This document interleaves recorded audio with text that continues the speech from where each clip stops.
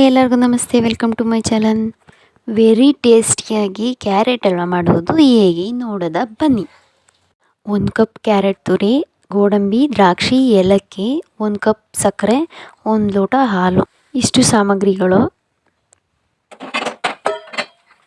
ಮೊದಲು ಒಂದು ಪಾತ್ರೆಗೆ ಹಾಲು ಹಾಕಿ ಅದು ಸ್ವಲ್ಪ ಕುದಿಯೋ ತನಕ ಬಿಡಿ.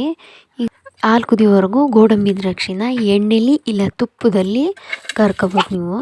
ಈಗ ಹಾಲು ಕುದೀತು, ಈಗ ಕ್ಯಾರೆಟ್ ಆ್ಯಡ್ ಮಾಡಿ. ಕ್ಯಾರೆಟ್ ಸ್ವಲ್ಪ ಬೇಯಬೇಕು. ಬೆಂದಾದಮೇಲೆ ಈ ಥರ ಕುದಿ ಬರುತ್ತೆ. ಸ್ವಲ್ಪ ಕುದ್ದಾದಮೇಲೆ ಸಕ್ಕರೆ ಆ್ಯಡ್ ಮಾಡಿ. ಹಾಗೆ ಏಲಕ್ಕಿ ಆ್ಯಡ್ ಮಾಡಿ. ಸ್ಟವ್ವು ಮೀಡಿಯಮ್ ಊರಲ್ಲಿ ಇರಲಿ. ಹಾಲಂಶ ಸ್ವಲ್ಪನೂ ಇರಬಾರ್ದು. ನೋಡಿ ಈ ಥರ ಗಟ್ಟಿಯಾಗಿ ಬರ್ಬೇಕು ಸ್ವಲ್ಪ. ನಿಜವಾಗ್ಲೂ ನಿಮಗೆ ಬಾಯಿ ನೀರು ಬರುತ್ತೆ.